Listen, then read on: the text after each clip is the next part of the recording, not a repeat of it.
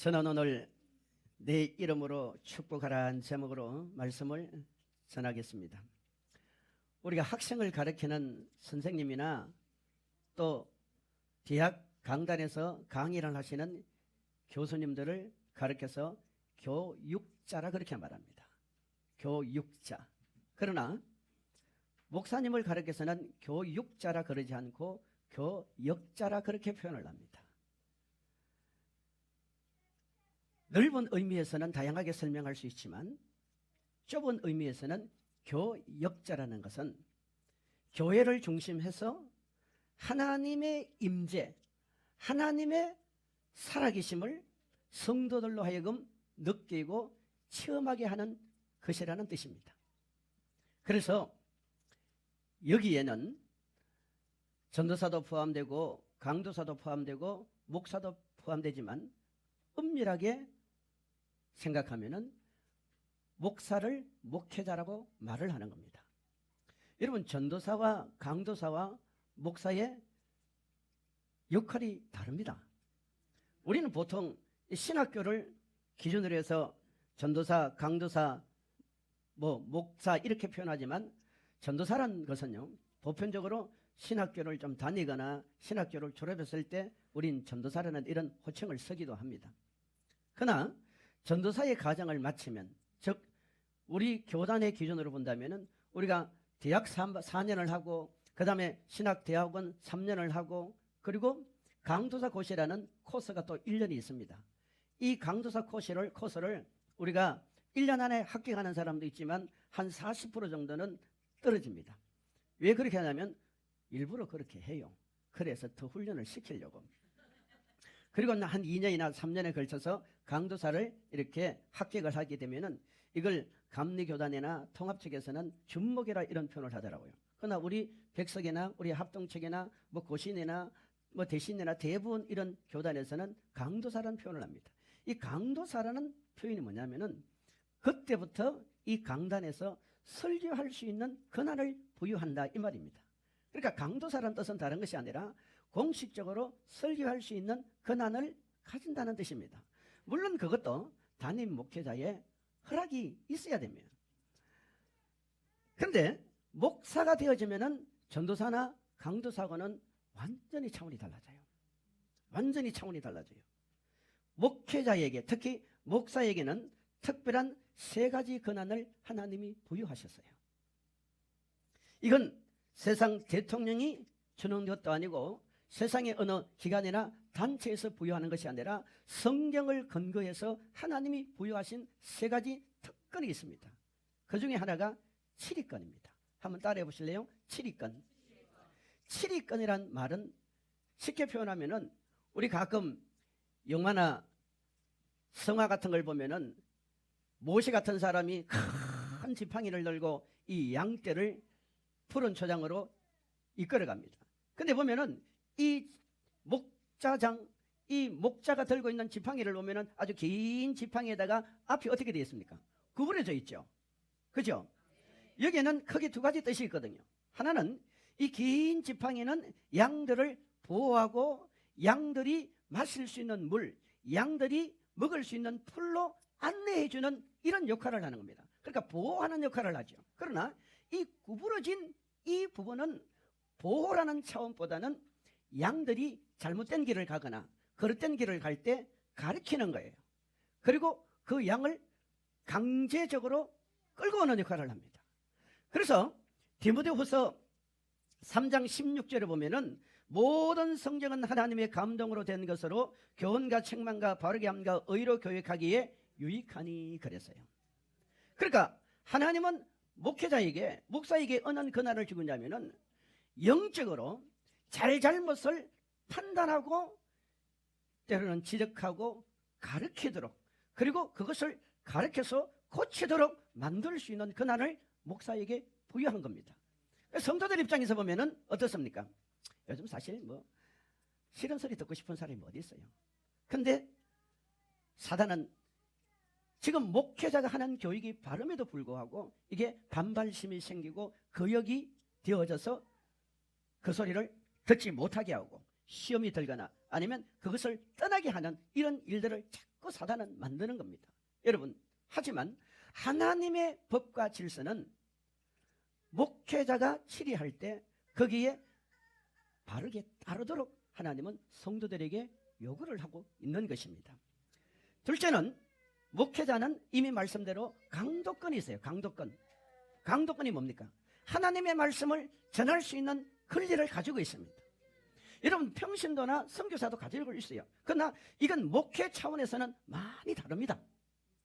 하나님은 목사에게 하나님의 말씀을 담대히 전할 수 있도록, 담대히 선포할 수 있도록 뭘 주셨냐? 권한을 주신 거예요. 대통령은 이 자리에 와서 여러분 간정은 할 수 있습니다. 그러나 말씀을 선포할 권리는 없어요. 시장은 교회 와서 여러분 간정은 할 수 있어요. 자신이 만난 예수를 고백할 수 있습니다. 하지만 말씀을 강해하고 주의하고 해석하고 그 말씀을 선포하는 이 디다케의 권한은 가지고 있지 않습니다. 사람들은요, 오늘날 이 목회자를 자꾸 리더다, 지도자라 이런 표현으로 바꿔버렸습니다. 지도자란 말은 엄밀히 따지면 세상에도 존재하잖아요. 근데 여러분 어때요? 우리가 정치적인 지도자 아니면 어떤 기업을 이끌어가는 리더자들 다 존경스럽습니까? 다 믿음이 갑니까? 그렇지 않습니다. 이런 긍정적인 면보다는 부정적인 면이 교회 안에도 자꾸 들어와가지고 이제는 목회자의 위치까지도 다 흔들어 놓고 있는 거예요. 우리는 목회자도 노력해야지만 우리 성도들 한 사람 한 사람도 의식적으로 우리를 지켜야 됩니다. 노력해야 됩니다. 그리고 우리는 성경을 지켜야 돼요. 교회를 지켜야 돼요. 예배를 지켜야 돼요. 이제는 여러분 지켜야 될 시대가 지금 되어버린 거예요. 이게 요한계시록을 보면 뭐라고 말합니까? 마지막 때는요 다 무너지거든요. 국가도 무너지고 가정도 무너지고 교회도 무너지고 다 무너집니다. 하지만 이 무너지는 이 일을 우리가 빨리 무너지지 않도록 최선을 다해서 노력하고 지키는 일을 누가 해야 되느냐? 우리가 해야 됩니다. 그러기 위해서는 우리가 알아야 돼요. 분별을 해야 돼요. 그리고 목회자에게 주어진 특별한 권한이 또 있습니다. 그게 뭔지 아십니까? 축복권입니다. 따라합시다. 축복권. 축복권. 여러분, 목사만이 할 수 있는 게 세례예요. 목사만이 할 수 있는 게 세례예요. 그래서 선교사님들도 보면은 선교사님 이전에 목사 안수를 받고 다 선교지로 가는 거예요. 그리고 목사만이 할 수 있는 게 뭡니까? 안수기도입니다. 여러분, 안수기도는요 아무나 하는 게 아니에요. 그런데 예외라는 게 있어요. 무슨 말이냐면 아버지가 자기 자녀들을 위해서 안수할 수 있어요. 어머니가 자기 자녀들을 위해서 안수할 수 있어요. 왜 그러냐면 하나님께서는 그것을 가정의 제사장으로 마치 목회자에게 주어진 권한을 준해서 주도록 했습니다. 이게 바로 이삭이 야곱을 축복하고 야곱이 그의 자녀들을 축복하는 원리입니다. 그러나 우리 성도들이 이런 영적인 질서를 잘 모르고 내가 능력받았다고 해서 내가 신앙생활을 오래 했다고 해서 이런 질서를 무너뜨리게 되면 안 돼요. 왜? 여기에는 하나님이 임하신 하나님이 부여하신 권세가 아니기 때문입니다. 우리는요 흉내는 낼 수 있습니다. 하지만 흉내내는 그 안에 하나님이 개입하는 건 아니에요. 뿐만 아니라 우리는 축도를 합니다. 여러분 누가 축도합니까? 목사님이 축도하는 거예요. 강도사는 축도하면 안 돼요. 전도사는 축도할 수 없어요. 그는 권한 자체가 없어요. 그런데 신학교 가면요 그 무인가 신학교 같은 데 가보면 이걸 가르쳐요. 심지어 어떤 데는 뭐라고 말하는 줄 아세요? 신학교를 공부하지도 않았는데 목사 안수를 먼저 줘버립니다. 그리고 그 다음에 신학교를 다녀라. 이런 일들이 여러분 지금 부정적인 면에서 지금 한국 교회에 일어나고 있습니다. 법 공부도 안 했어요. 고시 공부 합격도 안 했어요. 그런데 먼저 재판관이 되어서 재판을 하고 있습니다. 됩니까? 안 됩니다. 우리 성도들이 이런 면에서요 무조건 따라갈 것이 아니라 하나님이 세우신 이 영적인 질서와 법에 순응하면서 우리가 지혜를 가져야 됩니다.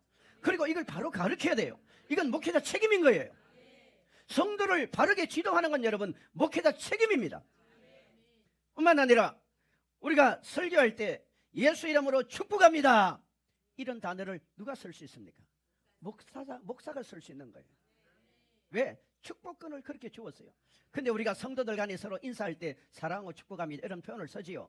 그는 목회자에게 주어진 그런 권한보다는 우리가 긍정적인 면에서 축복이라는 단어를 쓸 수 있습니다. 하지만 성도가 목회자에게 축복합니다 이런 단어는 좀 질서 있게 때로는 분별을 해서 쓰는 것이 그게 덕스럽고 아름답습니다. 왜냐하면 각자의 자기 위치가 있잖아요.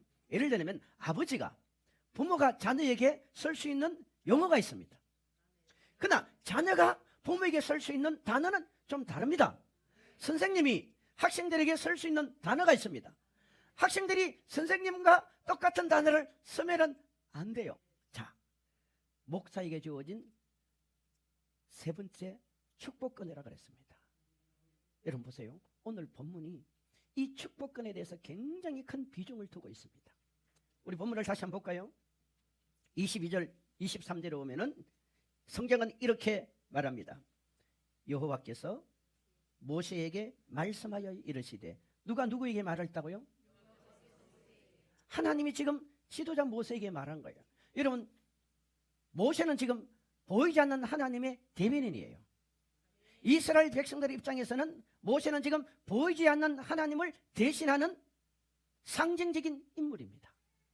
그러니까 하나님이 어떤 분인가 하는 것을 지금 하나님은 모세를 통해 보여주고 있는 거예요. 즉 우리가 교역자라 말할 때 하나님이 이스라엘 백성들에게 모세를 통해서 하나님의 임재가 이러하다는 것을 지금 교역하고 있는 거예요. 그런데 이 하나님이 모세에게 뭐라고 말합니까? 23절 시작.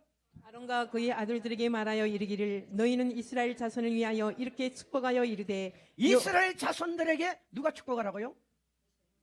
누가 축복하라고요? 본문을 잘 보세요. 누가 축복하라는 거예요? 모세가 축복하라는 말이 아니에요. 아론과 그의 아들들에게. 아멘. 사실은요, 하나님은 이미 모세라는 상징적인 인물을 세워놨잖아요. 근데 이 상징적인 인물이 모세고, 모세가 이스라엘 백성들을 축복을 해야 돼요. 그런데 하나님은 모세에게 이것을 요구하는 것이 아니라 아론과 그의 아들들에게 요구하고 있다는 거예요. 여러분, 모세도 선지자입니다. 모세도 제사장입니다. 모세도 그 당시 왕이에요. 다 할 수 있습니다. 그런데 왜 모세에게 이 일을 맡기지 않고 그의 지도 아래에 있는 아론과 그의 아들들에게 이 일을 허락했을까요? 우리가 아는 대로 레위 지파는 하나님 앞에 선택받은 주의 종의 가정입니다. 근데요, 여러분, 레위 지파를 한번 크게 넓게 한번 생각해 보세요. 레위 지파 가운데 아론의 후손들이 있고 또 그 밑에 또 다른 후손들이 있단 말이에요. 예를 들면 그와 자손들도 있단 말이에요. 뭐 아론의 자녀들 가운데 첫째 아들, 둘째 아들, 셋째 아들, 넷째 아들이 내려간단 말이에요. 그런데요, 이 레위 지파 안에는 성전 맡은 자, 찬양 맡은 자, 등대와 떡상가, 뭐 여러 가지 기물을 맡은 자, 전부 다 어떤 사람들이 성전 안에 종사하느냐? 레위 지파의 후손들이 하는 거예요. 이 선택받은 자들입니다.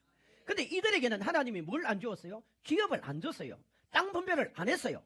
왜?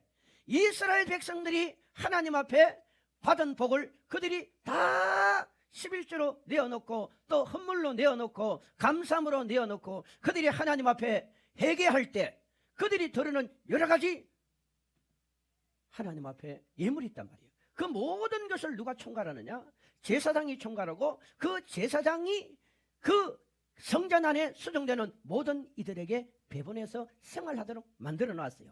그 중에서도 제사장의 목을 위하여 구별된 11조가 또 따로 있습니다.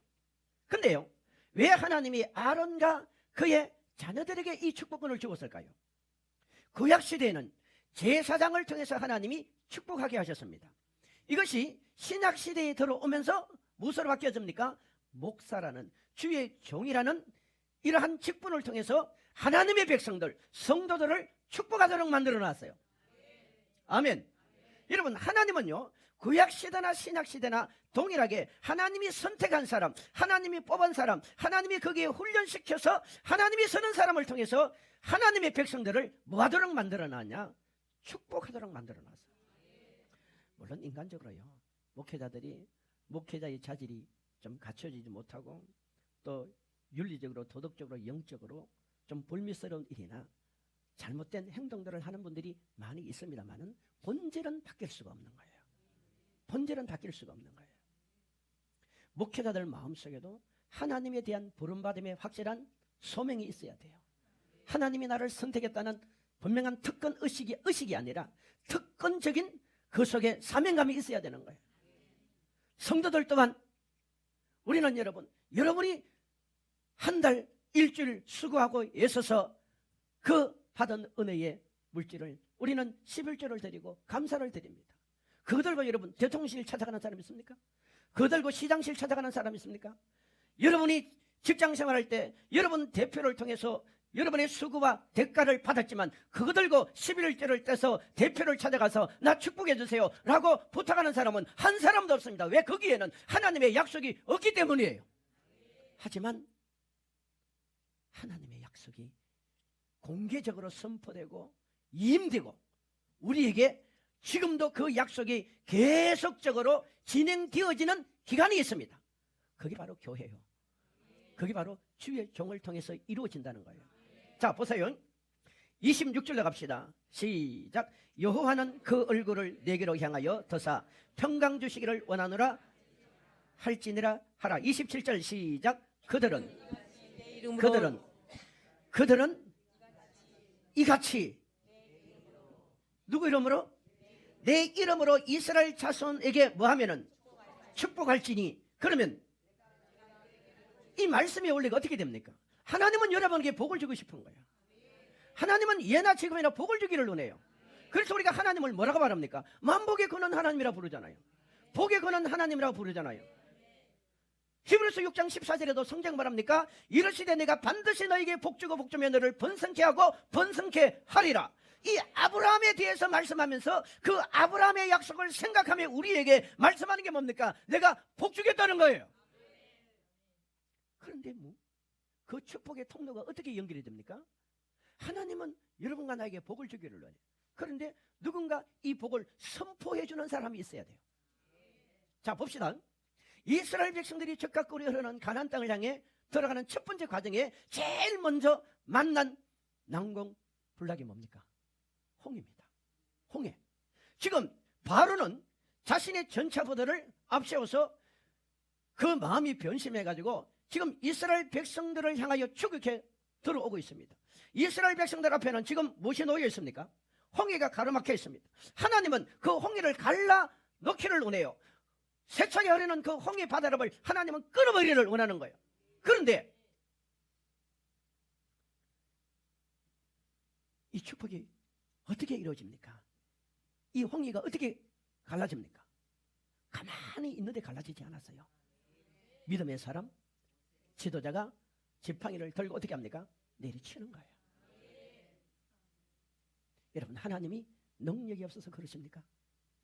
아니, 하나님이 동의하고 개입하지 않는데 모세가 1000번 만번 여러분 지팡이를 들고 홍해를 내려쳐도 홍해는 안 갈라집니다.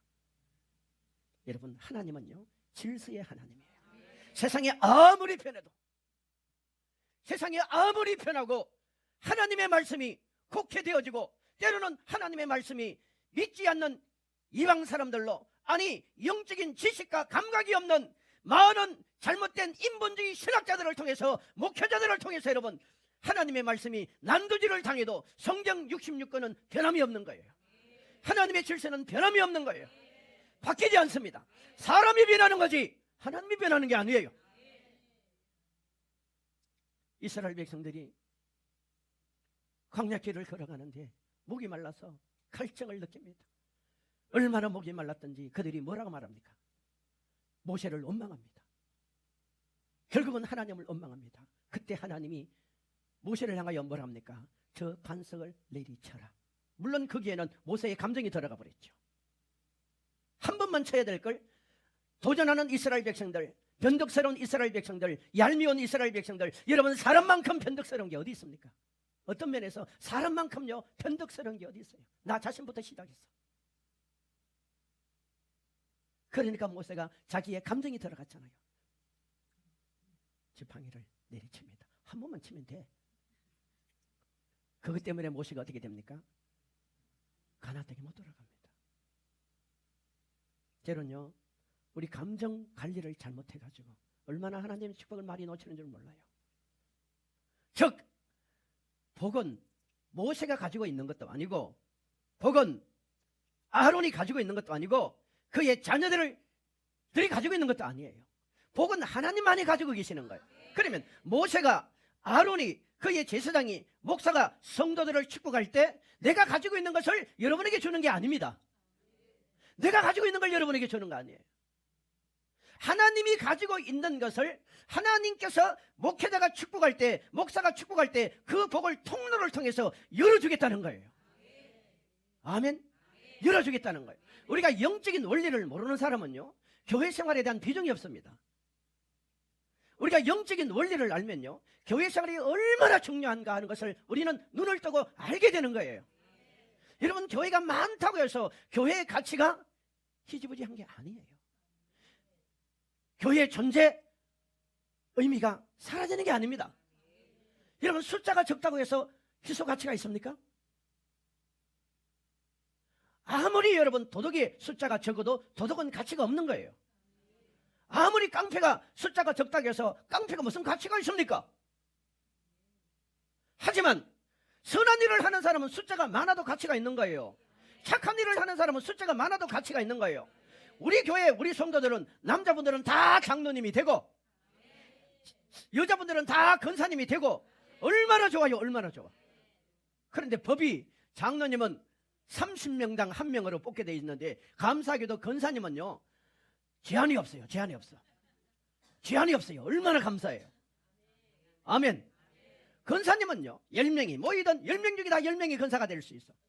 100명이 모이든 100명 중에 다 권사가 될 수 있어. 좋지 않아요?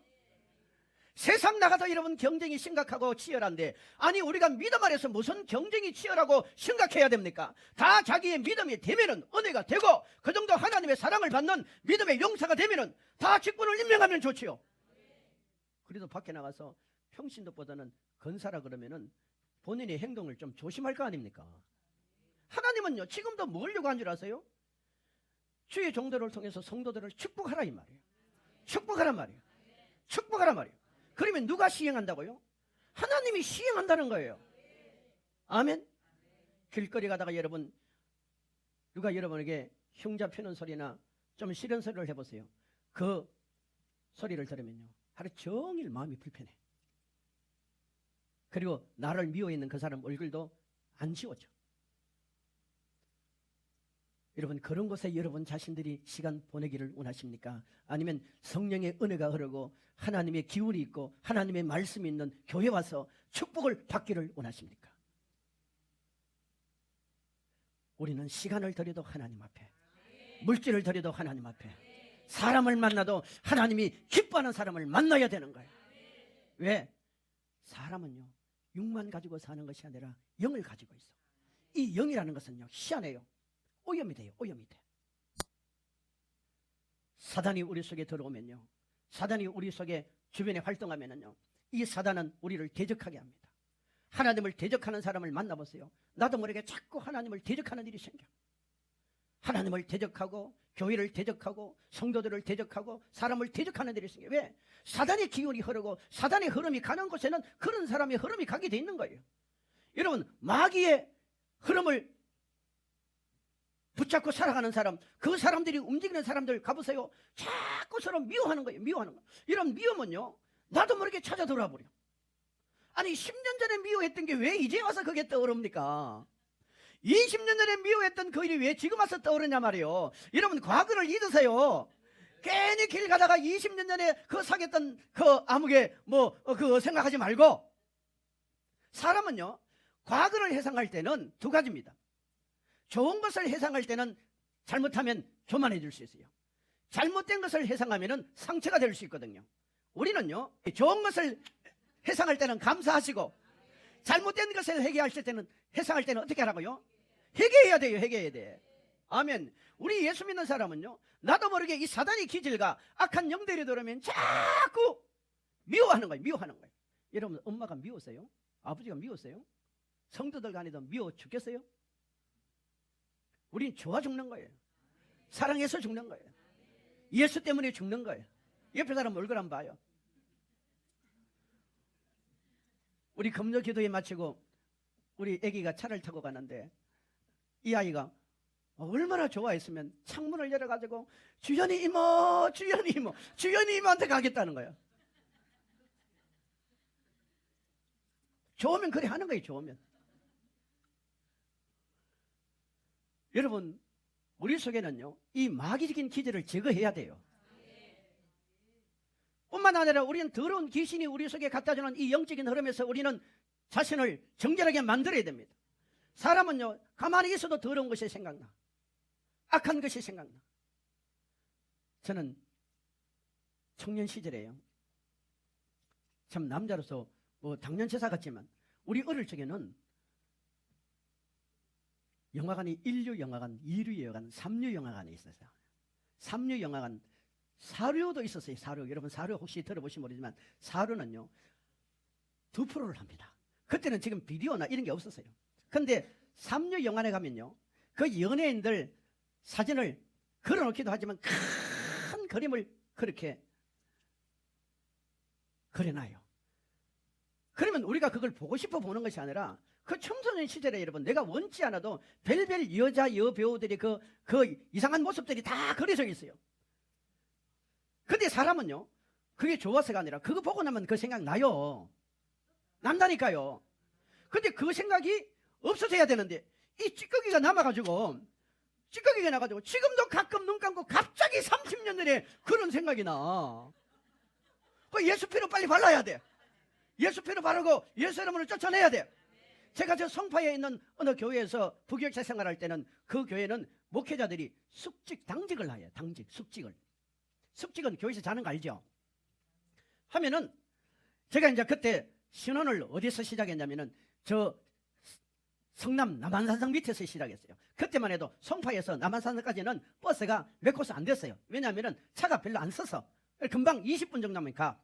근데 당직을 하고 나면은 이제 당직하고 새벽에도 준비하고 그리고 새벽에도 마치고 이러면은 나중에 고민이 되는 거예요. 왜 고민이 되냐면은 30분 버스가 자주 안 왔어요. 거의 30분인가 40분마다 한 대가 왔어요. 그때만 해도 그럴 때예요. 그러니까 이게 내가 원치 않게 그 버스를 꼭 타야 돼. 이 버스를 타는데 이 버스 기사는요 새벽부터 새벽에도 마치고 집에 가서 밥 먹고 학교를 또 가야 되니까 무슨 노래 틀어놓은 줄 아세요? 자기 혼자 들으면 되는 걸 가지고 버스 안에다가 옛날 김정호 씨 있죠. 김정호 씨 아세요? 생각을 말아 뭐 이런 거. 여러분 버스를 타고 20분 동안 지금 나는 눈 감고 가는 거야. 눈 감고 갔지만 사실은 뭘 듣고 있어요? 그것만 듣고 있는 거예요. 그것만 하루 종일 내 입에서 뭔 줄 아세요? 생각을 말아요. 이야 이거요 정말 스트레스 되더라고요. 사람은요 들으면 내가 원치 않는 것도 돌아버린다니까요. 돌아봐요. 여러분이 축복의 자리에 있어야 축복이 여러분 속에 열매로 나타나는 거야. 대적하는 사람들을 만나서 살면은 거기는 자꾸 인간관계가 깨져버려요. 왜? 대적의 영이 돌아버린다니까. 미움을 가진 사람들을 만나보세요. 미움의 영이 들어와가지고요 자꾸 나도 모르게 사람을 미워하는 영이 들어와서 자리를 잡게 돼요. 어떨 때는 여러분 가족도 미워질 때가 있어요. 그렇게 이뻤던 가족들도 미워질 때가 있다니까. 한순간에 저런 게 이렇게 나온단 말이야 사람이. 왜냐하면 그 속에 미움의 영이 들어와요. 미움의 영이. 여러분 더러운 영이 들어봐요. 더러운 영은 하루 종일 우리를 더럽게 하고 더럽게 행동하는 거예요. 우리가 더러운 행동을 하고 더러운 말을 하고 그렇게 더러운 생각을 하는데 하나님이 어떻게 우리에게 복을 줄 수 있냐 이 말이에요.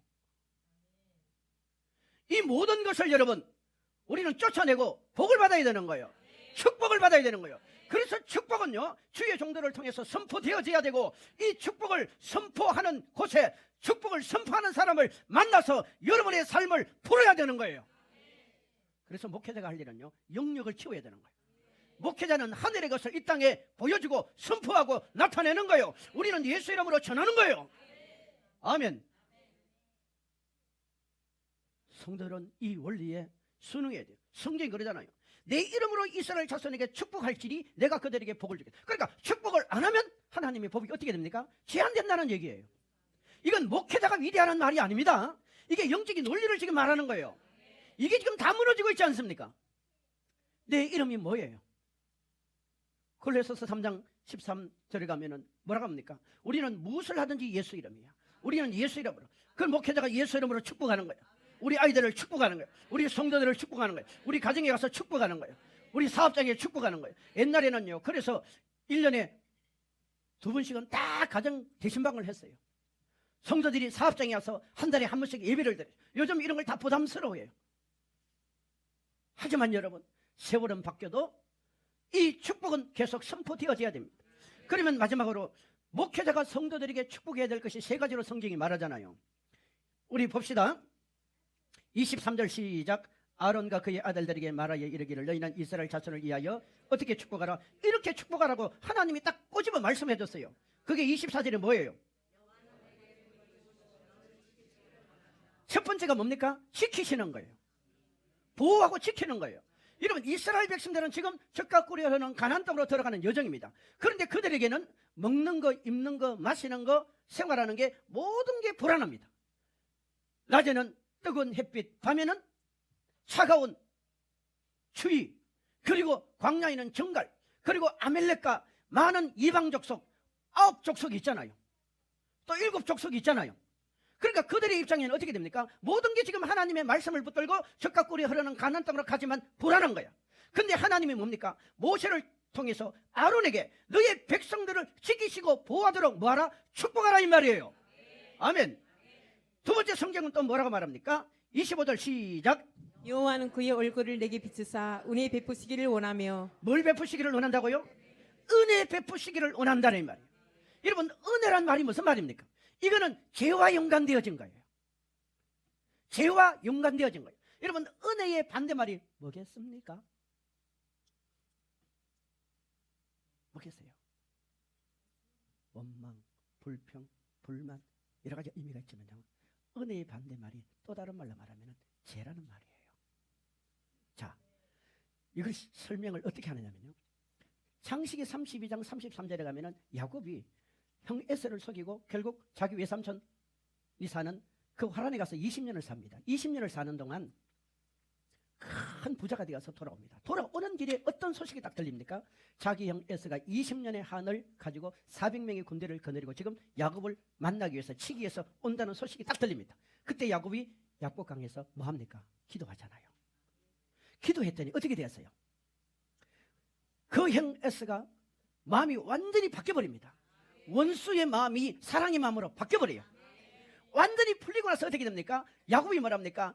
형님을 보니 하나님의 얼굴을 보는 것 같습니다. 바뀌는 거예요. 그때 창세기 32장 33절에 야곱이 가장 많이 썼던 단어가 은혜라는 단어예요. 이 은혜가 뭐예요? 우리는 은혜가 주어졌기에 제삼을 받는 거예요.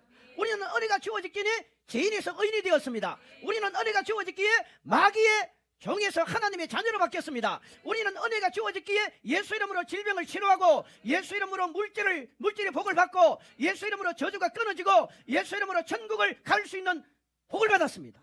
이게 바로 은혜라 이 말이에요. 여러분, 지금 목회자는요, 성도들에게 인간의 힘으로 할 수 없는 이 어마어마한 일을 하나님이 우리에게 하나님의 은혜로 사랑으로 주어졌다는 이 마음을 성도들이 가지고 살도록 축복하라 이 말이에요. 그래서 교회 안에는요, 은혜 받은 사람이 많아야 돼요. 자기 힘으로 된다고 생각하는 사람은 사실 교회 나와도 은혜 못 받아요. 우리는 모든 게 하나님의 은혜야. 세 번째 성경이 뭡니까? 26절 시작. 여호와는 그 얼굴을 내게로 향하여 드사 평강 주시기를 원하노라 할지니라 하라. 아멘. 아멘. 뭐라고요? 평강. 지금 현대인이 앓고 있는 병 중에 큰 병이 뭔지 아세요? 미래에 대한 두려움입니다. 미래에 대한 두려움이에요. 욥기도 보면요, 욥기 3장 25절로 26절에 보면은 내가 두려워하는 그것이 내게 임하고 내가 무서워하는 그것이 내 몸에 미쳤구나. 나에게는 평온도 없고 안일도 없고 휴식도 없고 다만 불안만이 있구나. 어떤 면에서 지금 현대인들은요, 너무 많은 소유를 하고 있습니다. 풍성하고 넉넉하고 누리고 마시고 입고 쓰고 있습니다. 저부터 시작해서 제가 20년, 30년, 아니 40년 전, 50년 전 60년 전 저의 모습과 지금 모습을 생각하면 저는 너무너무 좋은 집에 살더라고요. 우리 어릴 적에는 저희 집은 굉장히 큰 집이었어요. 기와집. 그러니까 저희 집에서 세를 내어준 가구들이 꽤 있었거든요. 그러면요, 그 집 안에 우물이 있을 거예요.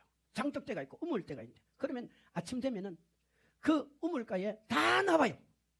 한 집 안에 세대로 사람까지 다 나와가지고 어떻게 하더래? 자기 집에서 세수다 물 데펴와가지고 그 수돗물 털어놓고 거기다가 씻고 다 들어가는 거예요. 화장실용 줄 서야 돼요.